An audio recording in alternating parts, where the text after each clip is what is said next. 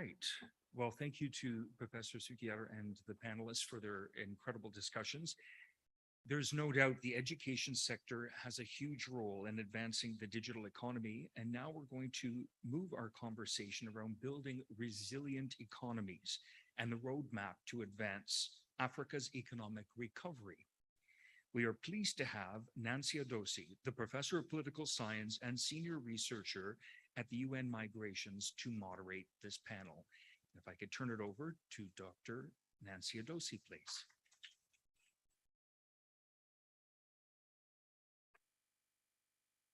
Today's panel discussion, unlocking resources for global recovery for small, medium enterprises and retail markets. Thank you. Great to see all of you.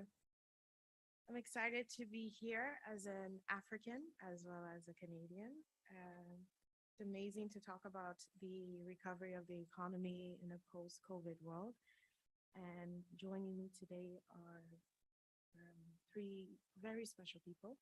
First person will be Cheryl Bedard. And Cheryl Bedard is the founding partner at Bedard Associates, as well as the founding partner of In Critical Solutions. She brings a wealth of knowledge to her clients as a creative thinker. She has acquired a wealth of financial knowledge base and years of experience in Canada, as well as Mexico. At the current EP Academy in Toronto and serves on the board of Immigrant Women in Business in Canada. My second guest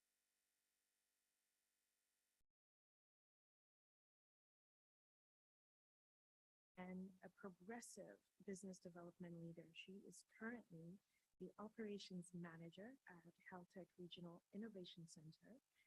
Prior to this, she worked as a business development manager at Angel Investors of Ontario, and she's currently managing Haltech's part in the Idea Fund for Green Innovation. And joining us on Zoom will be Charles Wright. Charles Wright is currently the Senior SAP SD Function Business Analyst at Bombardier Recreational Products. He holds an advanced diploma in software engineering from and a bachelor's degree in business management from the Indian School of Business Management and Administration. So just before we go ahead and invite our guests up, I do want to talk a little bit about the session that we will have. As you all know, this is a Friends of Africa Summit, pertinent to Toronto, to Ontario, to Canada, but we'll also try to look at solutions that we can have for Africa. And so therefore, with that said, let's go ahead and invite our guests up. If you could please join me, Idas and Cheryl Bedard. Thank you.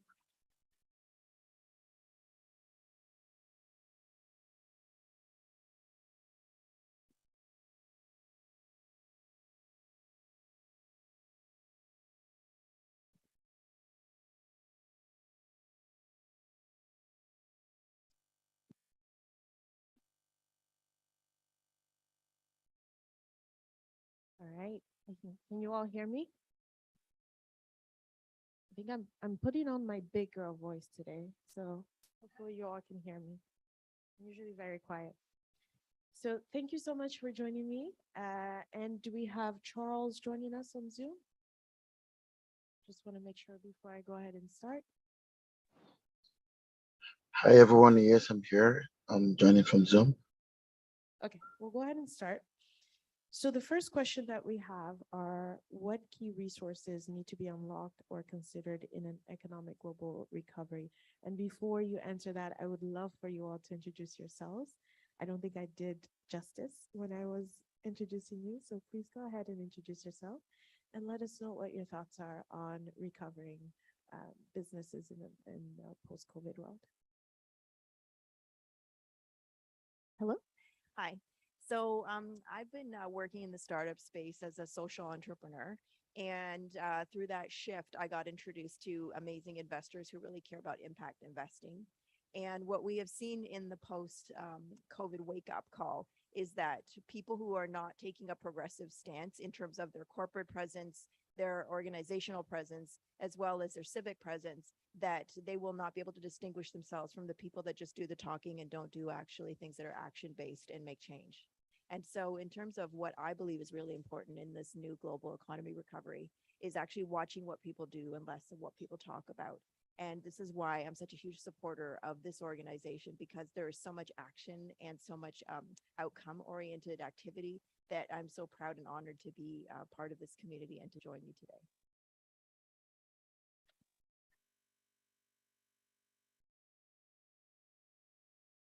Bad hands. I'm Cheryl Bedard. I do work here in Toronto, and I do have work across India and Africa. And what I'm seeing is that the growth of the new countries is accelerated by the use of access to the internet. We have to be very aware, as we've just heard from so many people, that there is a divide.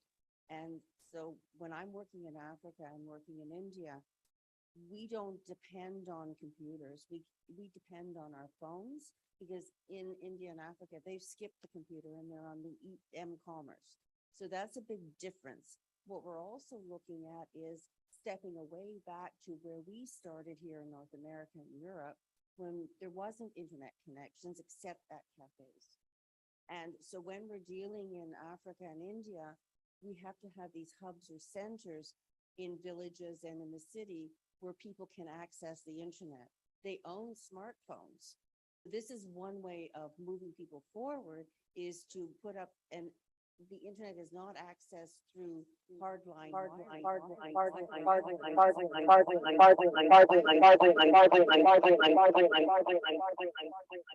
And now I'm a satellite, so I'm lucky. But that's the kind of thing we're looking at when we look at growth in this post-pandemic area, is the leap in technology. So new countries don't take the same path that North America and Europe did. They skip the generations. And this is a key understanding. So if you want to work globally, understand that the ratios that you create for your website on for the computer will not read on the phones. So if you want to be global in your business, make sure that your website and all that you do is for the computer, but also is for the phone. Because that's who you're speaking to when you leave North America and Europe. And that is one of the biggest changes I've seen. The other one is, as we have left the pandemic behind us, there was a lot of discussion that everything would be online. Everything would be online. The one thing people forgot, and Peloton is one of the best examples, is that people want community. So the online area is isolating. And if you want to do business online, you must create an online community. That's going to be your path to success if you want to run an online business. So blogs work really, really well, especially if they're peer-to-peer. It was referred to earlier that people learn as well from their own peer group as they do from the professors. You have to have oversight to ensure that it is a safe environment for everyone to participate in. And then you can have a second blog that is you as the expert. But those are the key elements to that hybrid concept of online community and teaching. So that's how you're going to build success online. And that's how we're going to move forward. We're also seeing online businesses building bricks and mortar. So you've got online businesses now going to bricks and mortar, and you've got bricks and mortar going online. So that hybrid is where we're going to live in the future, because they both have things to offer. And if you want to build success in your online business, you will have both. Thank you, Cheryl. And I'm really interested to follow up on the hybrid model that we're seeing in a lot of SMEs. If you all don't know, 98% of Canada's businesses are actually small firms. And so that 2% of larger firms are not the ones that are engaging in the labor force. We actually see that the 98% of businesses are the ones that are hiring 2/3 of our labor force. And if we're moving into a hybrid model, what lessons can we learn from the Canadian firms that we can actually take to Africa and see how that can be implemented in Africa? Do you have any thoughts on that? So Canadian technology and understanding and learning is very well respected around the world.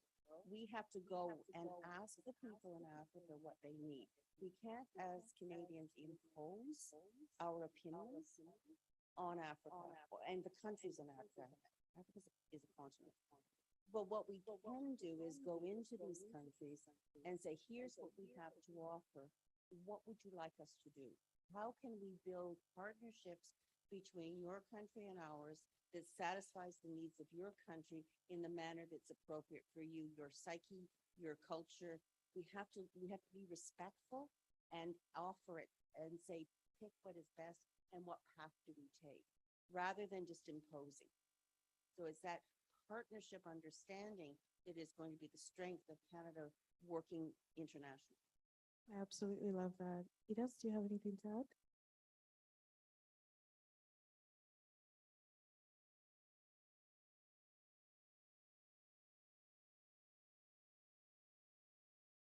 Well, what I'm seeing in the Canadian, at least in the local Ontario economy, is that there is an incredible push in terms of community around newcomers. And there are organizations that are galvanizing around the very grassroots level companies for people who have just come here. And they believe in that incredible high potential of those individuals creating these small businesses, as first generation Canadians often do. And we're seeing a big wave of that happening. And I really love that there are organizations like Her Startup, for example, that work with refugee women who are coming and starting up companies, and their momentum in terms of creating their accelerator, supporting women entrepreneurs who bear so much of the creation of jobs now we see in the new economy. And because they got pushed out of often traditional careers with the global changes in terms of the downsizing of companies. And so I find it really encouraging seeing the push of women newcomers into the space of creating companies who can then eventually, as they scale, be able to impact global economies because of their progressive thinking about how they can be more expansive about the way that they grow their company. Thank you so much. I know that we have Charles on Zoom. And Charles, I'd like to invite you now if you want to add a few words to our question.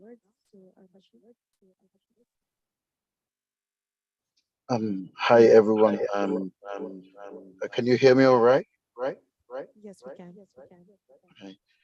Thank you so much. I was actually venue, but due to some family emergencies, I had to leave. And knowing that I prepared for this topic, I said, you know what, I was just going to pull up and see how best I can add a few things to this discussion. So thank you again for this opportunity to speak. So one of the few things I just want to talk about is e-commerce, right? A typical e-commerce business needs to make some certain decisions to keep up with the competition. It's pretty a competitive market out there. You need to you have to redefine a business that always aligns with people, processes, and technology platforms to maximize e-commerce performances. This also enables you to better and faster make decisions that would result into incremental sales, high profits, and a greater share of voice. If you understand what I mean. So I just wanted to start with this few points. Thank you so much. Thank you, Charles. Can everybody hear me now? All right, we're back. So recently I was in Nova Scotia and I met up with a few sector councils and businesses, and I asked a really important question of what's going on and what do you need? And the sector council representatives told me, listen, Nancy, we don't have resources to retain people. And I said, what do you mean by that? And they said, oftentimes smaller firms are actually not able to access the human resources that they need in order to retain people. And so I find it very interesting that as Canada is facing a labor shortage, we're currently looking at ways of providing resources for businesses. So in that sense, given the challenges that many businesses are currently facing, whether that's market pressures such as inflation, whether that's labor shortage, or anything else, what areas should business leaders focus or invest in to remain viable? Cheryl, you want to start us off? I think it depends on the business and it's a culture, it's leadership.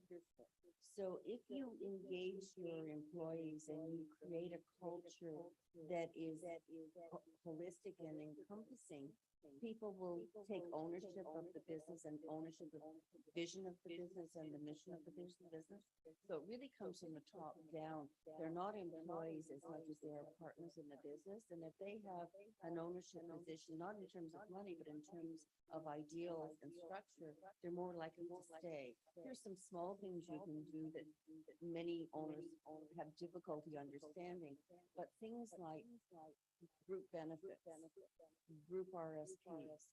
I'm putting my financial hat on now. These are things that are, you can structure them to your budget, so they may be fairly limited, but anything that helps people with their lives. So basic pharmaceuticals for children, that sort of thing can be extremely helpful in retaining your clients. And at a group level, it's not that expensive.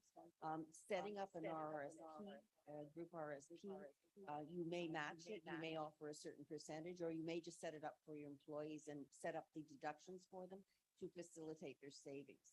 So there's a number of things you can do that are low cost, that have powerful opportunities. Daycare is another one you can look at, either a subsidy or if you're big enough to supply a daycare on your premises. These are other things that you can look at. Things that are incrementally not that important to you as the owner, but to your employees, makes a huge difference in how they can live their lives, how they plan for the future, how they take care of emergencies, how they care for their children.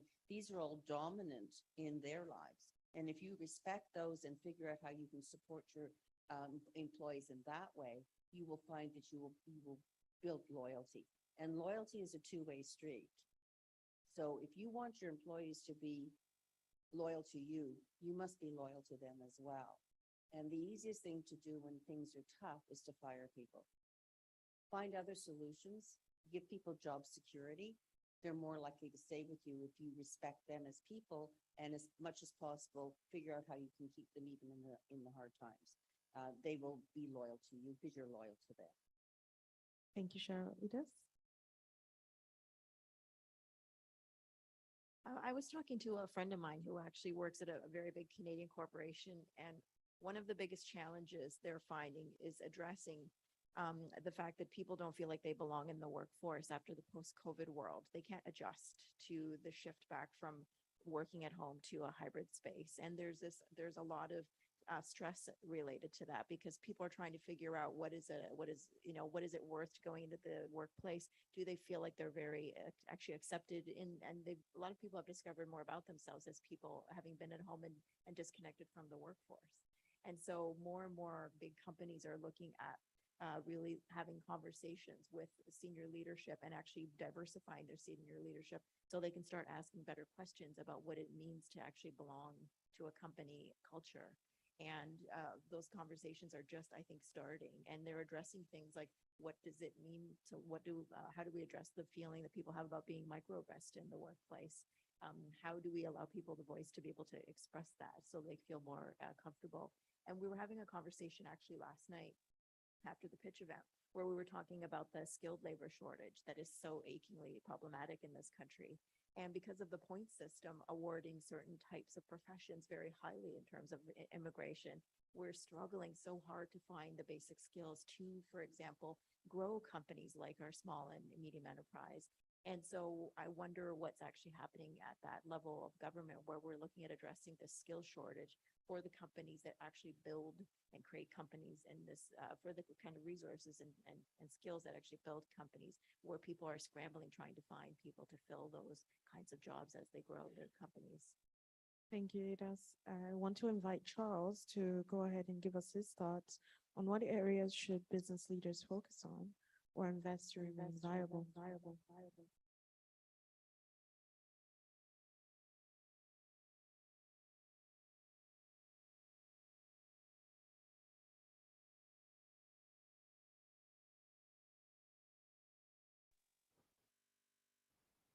Thank you so much. Do you guys hear me?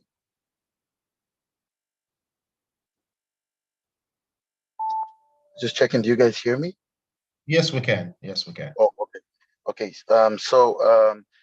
One of the areas I think business leaders should focus on and rather invest in, one of them would be people, capital, and ideas.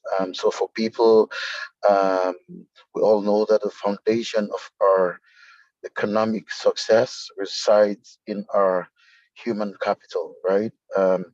We need to cultivate and enhance it. You can never go wrong investing in people, personal development, building up skills for them.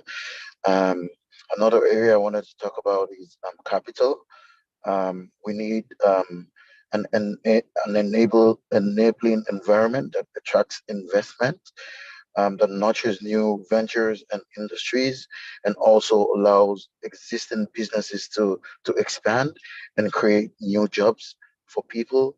And I also want to talk about ideas, investing in ideas, you know, developing new ideas and putting them to use are very key to competitiveness and growth.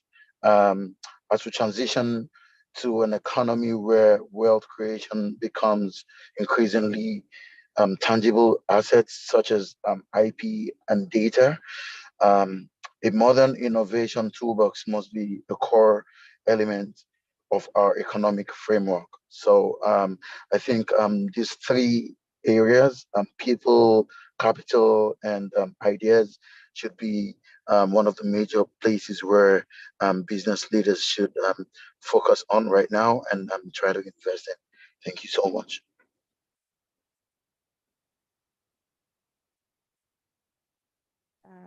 Everyone on stage to this is a really poignant question. If I'm a small business and I want to invest in my people, can you all give me some resources that are currently out there for me to be able to access in order to invest in the people that are working with me? And I want to start out with Edith, because you had talked a little bit about that, and I'm curious to know if we can go ahead and give the audience, the business leaders in the audience, a few ideas. Yeah, I love talking about this because it's my true passion. When I was taking an Uber here yesterday, there was the cab driver was talking. I said, "What else do you do in terms of your income?" And he said, "I'm actually a welder and I work 10-hour shifts 4 days a week, so I have 3 days off. So I work Uber." And he said, "I'm also thinking about opening up a welding company." And I said, "Oh, tell me more about that." And so I said, "Well, here's my card because I'd like to talk to you, connect you to maybe some of the regional innovation centers where they might persuade you to build your welding company there because it makes sense geographically." But also I gave him the card for someone who works for the city of Toronto for the small business. They're called small business development centers. And so one of the big resources that people who are starting businesses aren't aware of is that each municipality will have a small business center that is responsible for programming that's directly geared towards creating small businesses. And also, when people are starting businesses, they tend to just stay very local in terms of thinking about where it makes sense for them to do it. And having now been working at Tech, I'm realizing that each of the regional innovation centers have now really become very niche about what kind of companies they service based on what makes sense in terms of their regionality. And what's powerful about that is that one, you don't have too much duplicate programming that's wasting public money. But secondly, you're bringing entrepreneurs and residents to help those companies that come to those regional innovation centers that are very specific and have those skills that can really help that company. And so I really encourage people to one, first find their municipal business center. And then if they're actually a company that starts to grow beyond what is a small business and moves to a medium-sized business that has scale potential, look for the right regional innovation center that is most geared towards the kind of company that you're scaling. And then they will direct you towards where geographically that is most beneficial for you to run a business in terms of incentive programs. Another really amazing program is for hiring students. And so there has been a big push from the government to provide funding to do that. And they've done those programs through different organizations. And you can now hire students where a lot of those salaries, if you're hiring new graduates or people returning to school, a lot of that money comes back to it, and it gives people amazing job experience who have such high potential because people are taking a chance on them because they're having that de-risk by making it less expensive for them. So I find those programs are really incredible for small businesses. And most recently, I've been involved with the Idea Fund. And so this is an initiative that is running over 2 years. And what that is doing is it's affording companies of all different types of background to be able to perform some kind of project that's going to take their company and make it more carbon friendly or more ecological or impactful in that way. And they get some funding in order to carry the project over 9 months. And so that provides many kinds of benefits. One, they get an enormous amount of entrepreneur and resident support, which is basically free consulting that is part of the program. But additionally, you get to be a part of a cohort of people and you get to build out your network in terms of people who are doing ecological pivots and people being able to give you input on your company as it grows. And so there are programs that they're particularly niche, but there are also municipal and provincial regional organizations that are really designed to help people grow their companies, but a lot of people are not familiar with them because they're not part of those networks that nudge them towards that. And so I strongly encourage people to really lean into those organizations and to talk to them and really make that phone call because so many nonprofits and a lot of people who work for nonprofits here can relate to this are incredibly overtaxed and burdened with the kind of mission that they have. And so mailboxes have become now the scourge of our generation. And so picking up the phone, maybe email could be used for a follow-up or for an ask for a meeting, but most likely you're going to catch somebody now and actually maybe even delight them with a phone call because people rarely ever pick up the phone and call. And so I've been finding more and more that people who actually make more progressive experiences for themselves are physically moving towards going away from the traditional tech kind of connection to people and making more of that person-to-person connection and asking people who else should I be talking to, because there has been this this disconnect and so many shutting down of so many different programs. It's hard to know what's currently active, and making that human contact is that person who will give you that right connection, because it's so hard to Google things anymore because of so much old stale data that's out there that hasn't been updated yet to find out what's really current and what you should be applying for now and what's really relevant for you. Thank you so much.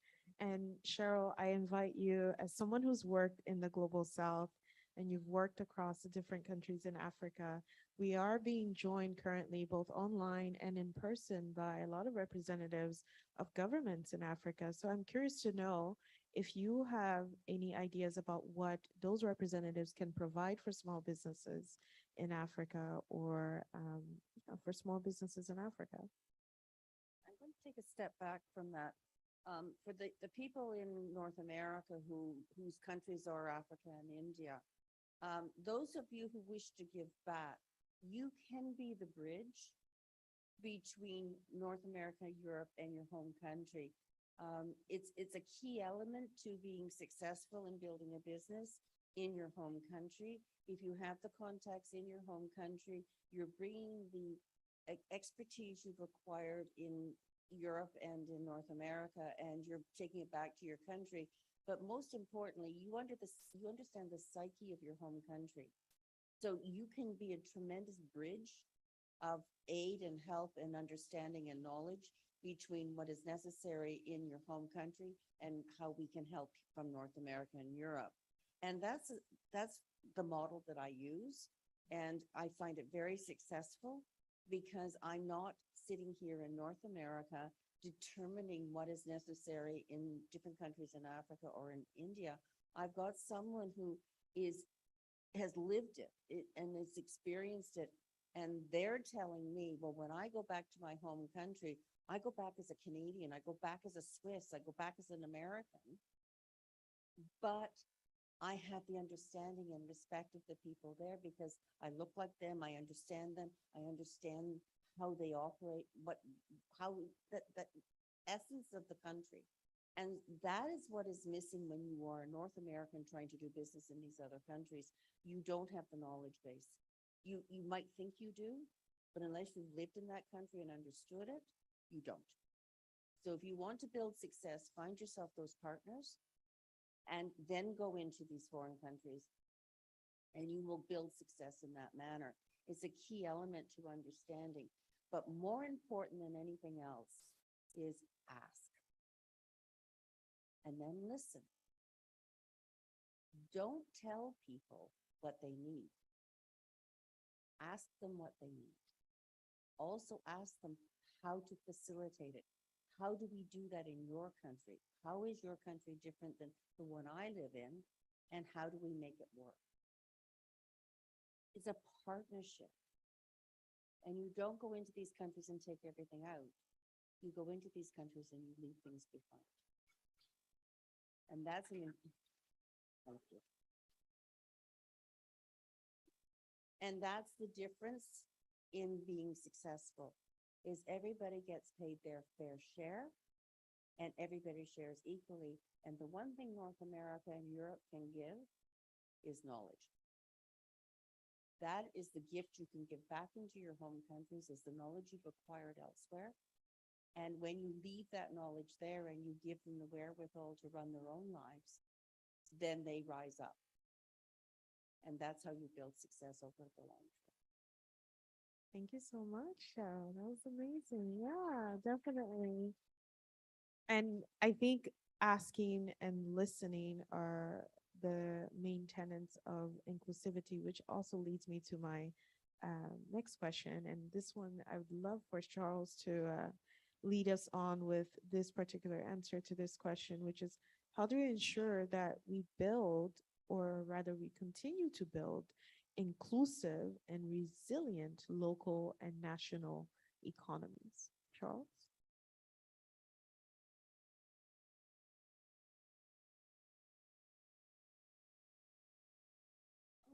Okay, great. So we can actually start off with Edith. So I'm a huge fan of behavioral economics, and behavioral economics is essentially the study of, rather than looking at the data that people interpret and they think they understand how people behave, actually really looking at what people do and trying to figure out how do we nudge them in the right direction, because we think that by using traditional economics that if we apply certain pressures, people will behave a certain way, and humans are notoriously not that way. And so one of the really amazing things that I notice working with entrepreneurs and working with small businesses is that a lot of people, there's this idea of what's called confident incompetence, that people who are the least competent, the people who are the least competent are the most competent because they're just actually not aware that they're not skilled and good at something. And so they just give it their all and they go for it. And the people who are actually incredibly skilled and competent lean back because they know that there's such a huge world of things that they don't know, and their intelligence gives them that purview. And so there's this really amazing study that I'm going to go too long about this, but it's essentially about trying to find people to be head nurses. And so they were finding certain people, demographics were always pushing to be head nurse. And they were using behavioral economic theory to say, how do we actually figure out who should be the head nurses in these hospitals? And so what they did was they had everybody go on rotation and be head nurse, everybody. So nobody selected in, nobody selected out. And then they saw, okay, now whoever wants to apply can apply for the job. And then they looked at everybody's behavior over the course of those weeks, and they ended up actually selecting people who did not apply, because those people who didn't apply actually were the most qualified individuals to become head nurse. And so when I'm working with startup founders, I find that it's about talking about the way you ask questions, the way questionnaires are designed in terms of designing programs are inherently flawed and biased. And so for example, we're redesigning one of our programs called Beyond Boundaries at Holtec, and it's for women entrepreneurship. And it's been phenomenally successful during the online world for COVID. It worked really well. But now we're looking at what does it look like in the hybrid space.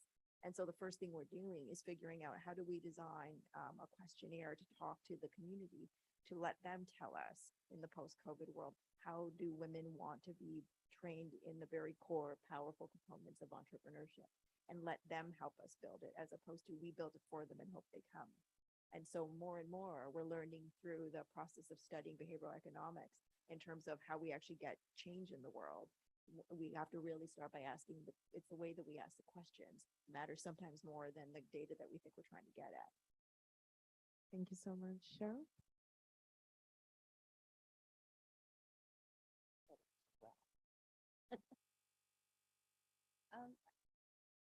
I'm sort of at loss here. When we look at people and how people act and what drives people, if you ask the right questions, as you said, looking at what drives people and how you can satisfy their needs is sort of a gut reaction that you have. And if you build that into your business and you build into the business that understanding of people and what makes them feel important, these are some of the simple criteria that you can use internationally and globally to understand what are the driving forces behind people. It is emotional. Most decisions people make today are emotionally driven decisions.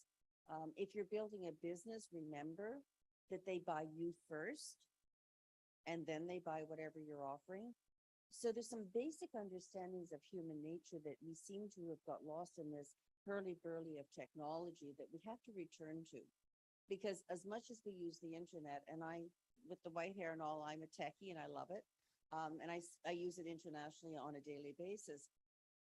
But I'm going to, for the students whom I've taught, I'm going to say one thing that's really important.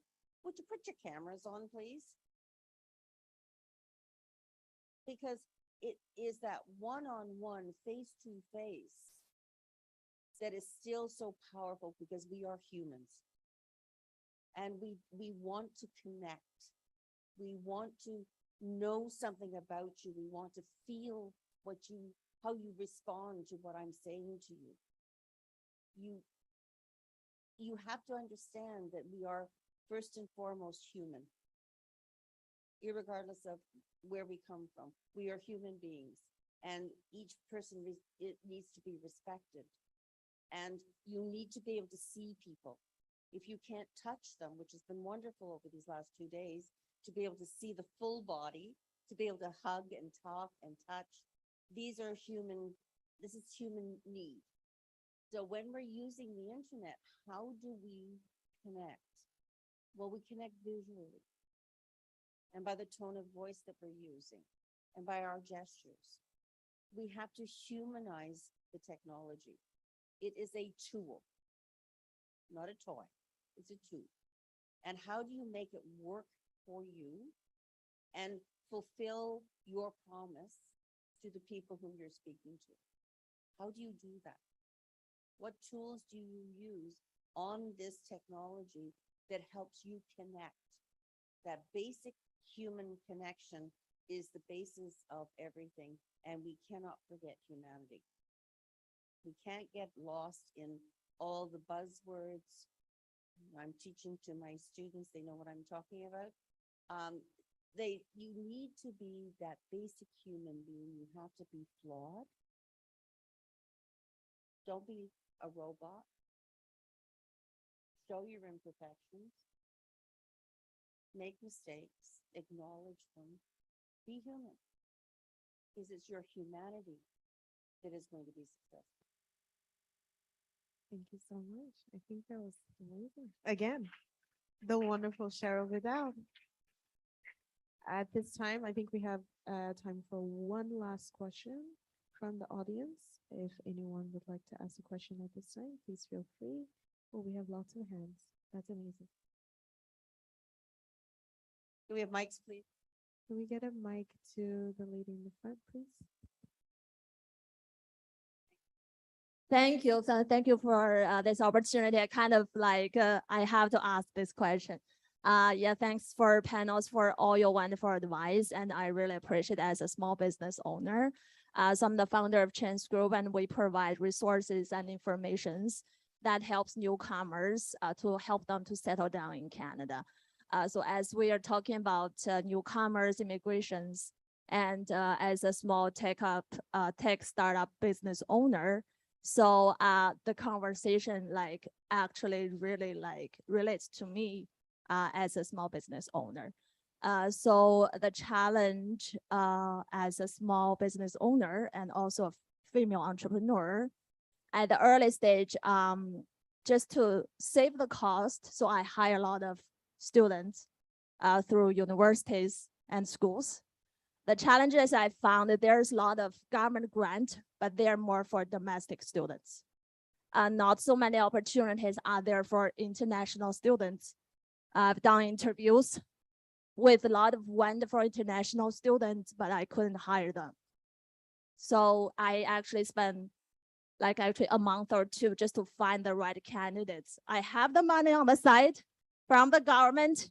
I couldn't find the domestic students that fit the criteria. Lots of like all the students come to me like I ask them first question, are you international students? If they say yes, I'm sorry. I couldn't do it because I don't have the funding. I have the funding from the government, but it's very sad. So from what I'm seeing, and lots of international students are wonderful. They have great skills, but we couldn't do. So that's the problem I found with those government fundings. I also talked to a lot of schools, colleges. They have programs like Humber College, because I graduated from there, they have programs. The school would provide funding for small business to hire interns or co-ops, but also for domestic students. Yeah, there's just nothing available for international students. And it's very, very challenging. Yeah. I see Ida's gonna start us off. That actually hits me so hard when I think about that, because you realize that the social impact of that is that it creates a two-tier employment system where now the the international students now have to take jobs that are frontline, probably that are lesser skilled, because they're being excluded from the funding of that program. And I really had a hard time understanding that when I was actually working for a startup and we were applying for a Technations grant, and that it has to be a permanent resident that qualifies for the program. And the way that they've earmarked that funding, in terms of the criteria for the applicants, I found it incredibly prejudicial. And so you're highlighting it very clearly in the framing of what that when you look at then the impact of that is that we have all these international students that are not there. There's a ceiling that they can hit, and they cannot apply for more skilled jobs as a result of it, especially during a big push where students have never had so much great opportunity to find work. I graduated in the recession and there were no jobs. And so this is an era where there was this boom of post-COVID employment, but you could see there was no opportunity for people who were here paying very expensive tuition as international students, not being able to earn an income. Cheryl, do you have anything to add very quickly? Fortunately, it's government. And if it's government, we are the government. You need to voice that to the people that make the decisions. And it may not be, you may need to band with the other entrepreneurs who are having the same challenges and have the same opinion as you, and create a voice. And it comes from the grassroots. If you feel strongly about this, and I think you absolutely do, find others who feel the same as you, and then take it to your local MPP, and start that groundswell of this isn't fair, the two-tiered system. But it requires you to take action, and sometimes that is not within your bandwidth of energy and time and everything else. But if somebody steps forward and starts to move this forward and starts to express the concerns that you have expressed, people will hear. And I think that that has been the biggest change I have seen just pre-pandemic and post-pandemic is things, and I've got the white hair, I earned it. I have seen such a groundswell of change in the ability of people to band together and create enough noise, and people today are willing to listen. So we had the Me Too, we had the Black Lives Matter, we have our Indigenous people. These are, I've heard of these all my life since I was this high. But now people are listening. So that is a groundswell change that you should take advantage of and create some sort of entity that can and band together with other entrepreneurs who have the same problem and want a resolution. I think that in this day and age, it's possible you could be heard. Whereas 10, 15 years ago, probably not. Thank you, Cheryl. As always, the amazing Cheryl with that. Do we have time for one last question? I know that quite a few hands were up. Oh. Gosh. Hi. Mm. Thank you again, for your presentation. I like it, by the way. I just want to come from a different, Put your mic on. can you hear me now? Okay, thank you. Thank you for your presentation. I really like everything that you said. Just want to come from a different perspective, this time now post-pandemic, if we can call it so. I know a lot of companies now are struggling, and I know also that new startups that are struggling, to get funded, for their project. And I'm just wondering if you can elaborate a little bit further or give some good ideas, how to help this new startup getting, like new found, get found into the project in a short period of time. I'm not saying that, asking the investor to just give us the money for free, but there are some great idea out there, and there's a lot of struggle, to have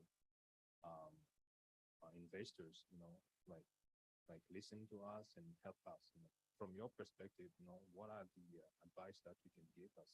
Yeah, I think summarizing that is basically saying, what are some unconventional ways that business leaders and small companies can access funding? Any ideas? Let's start off with Sean. There are two steps to funding. And the first step is you as the entrepreneur have to think like an entrepreneur. So you have to realize what is required to be an entrepreneur. Then you have to start to pretend to be one, and then you will eventually be one. But when you're an entrepreneur, you have two hats. One is you are the boss, and the other is you are the employee. And you have to be on both sides of the table. But if you really want to be successful as an entrepreneur, you have to put the proper building blocks in place.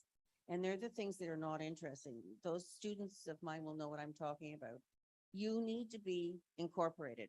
You cannot get money if you're not incorporated, and doing it online is not worth the piece of paper it's written on. You have to be properly incorporated with shares, your books, everything has to be done properly. Hire an accountant, please, or you're leaving money on the table. BDC is going to ask you for the name of your accountant, and hire a bookkeeper to set up your books for you. Those are the basics of running a business. And if you want to be considered an entrepreneur who's running their own business, do that. The second thing is research. Make sure that your bright idea has legs. Write a proper business plan. Writing the business plan and doing that SWOT is a key element for you to understand. When you go and ask for money, there's lots of money available. There's lots of money available, but you have to qualify yourself for it. And that is, do your due diligence, do the hard work, do the uninteresting things, be creative, and hire people to do all the other things that distract you from the main path of what you do and what you're good at. Success is not to do everything yourself, but to surround yourself with all the experts you need to be successful. And this is what I do in my other world. is I work with people to build their businesses, and the first thing we do is go through this process. And it's the one I teach. But there's money available. There's lots of money available. If you live in the hinterlands of Canada, outside of the major cities, and I live in Huntsville right now, 3 hours north of here. That's a Canadian thing, by the way. It's about 240 kilometers, but in Canada, we tell distance by time. So I'm about 3 hours north, and they have the Muskoka Foundation. It is there to lend money from the federal government to entrepreneurs in the local areas. You need to do your own research. You need to figure out who can support you. Don't ask me to hand it to you. If you're going to be an entrepreneur, you have to stand up and be counted as an entrepreneur. You need to do your research. You need to go and you have to open your mouth and ask. I have a big owl that sits in my office. Okay. And it's who? Who do you know? Who do you know? I also have an elephant. You need them one bite at a time. So as an entrepreneur, your struggle to become successful is the litmus test as to your capability of making this a go. And that's why it's so hard in the beginning to get money. There isn't one bank I know internationally or locally that's going to lend you 100% of what you need. BDC is 10%. So if you're borrowing $60,000 from Futurepreneur and BDC, they want you to see $6,000 invested, and it cannot be borrowed money. That's where friends and family come in. That's where your other job comes in. You have to invest your own money and show that you're willing to take a risk on your idea so that they will take a risk on you. So identify what it is they're asking for and make sure you supply it. If you're looking for a grant, there's lots of grants, and there's a list that comes out. I forget the website. I'm sure it's on, if you talk to Matty, she'll tell you. There is a website that you can use that tells you where the grants are and what they are, what they're offering. But remember, there's always an ulterior motive for the grant. You make sure that you fit that criteria or don't bother. Okay, because then it goes over their shoulder if you're not matching the criteria. So as an entrepreneur, it is your responsibility and your obligation to know the playing field. We teach it. We try very hard to impart on you the information you need, but to a certain extent, you have to go find it yourself. That shows that you have the strength to be an entrepreneur. It's the first test of entrepreneurship to build success. I will tell you the one thing I've learned over the years of living in 3 countries is there's more failure in the 5th to 6th year of a business from underfunding. So be cautious on your cash flow and make sure that you ask for enough to cover you for the next, they want 2 years. You should be planning out 3 to 5 years to know how you're going to scale your business. Thank you. Thank you so much, Cheryl. Edith, any last words before we close out the session? I'll try to leave on a slightly funny note, because entrepreneurship is notoriously up and down and hard. So I was looking for holiday products. This was sometime last year, and I saw this product that people put their feet up and they use it for tummy issues. And so it was such a neat product. I hate step stools in the bathroom. And so I ordered some, and I was really curious, about who ran this company. And so I called her up and I said, this is a really interesting product. It's really beautiful. I like your brand. Can you, what's going on with this company? She said, you have no idea. I'm on the verge of quitting. And I said, really? She said, yeah, this is the last of my inventory. I'm going to sell it. And maybe I'll sell the patent to it because I have that, but I think I'm ready to let it go. And I said, before you decide to sell that patent, will you talk to somebody that I want to put you in touch with? And that was my boss at a regional innovation center. I said, I'd like you to talk to her about you and this retail product before you decide to throw it in and take the offer. And So I started also social sharing how much I loved her product, and it's called the Stoolie. And so I said, I have a feeling. I said, what made you do this? And she said, I used to work with people with bowel problems, and I really felt like they needed this one product. And so I put all my money into it. Like my friends, my family gave me money. I'm so in debt. I had it ecologically built. It was more expensive. I could have had it built cheaper offshore and all this. And I put my heart and soul to it. But she said, it's not going to work. And I said, well, I love it. And I see people love it. I said, I have a feeling about this. I think you're so close. Don't give up just yet. And so she pushed through, she spoke to my boss, she got a few leads, and I said, I have a feeling like somebody in the wellness space, like Gwyneth Paltrow or some bougie person like that is going to love this product. Send it to them and see what happens. And she was able to overcome that hump, but she still owns her company now. But she was just like, that was that one phone call just before she was about to like tell the buyer who wanted her patent, saying you can have it. And it's sometimes when you're just on that edge of quitting, making yourself vulnerable and telling somebody, I'm going to quit. Should I do it? Like before you talk yourself out of, getting over that one more hump where you're just about at the verge of success. And so on that note, I just want to say thank you for the privilege of having this conversation with this community. Thank Thank you, you. everyone. I wish you all learned quite a lot from our guests today. Thank you to Edith, thank you to Cheryl, and thank you to Charles.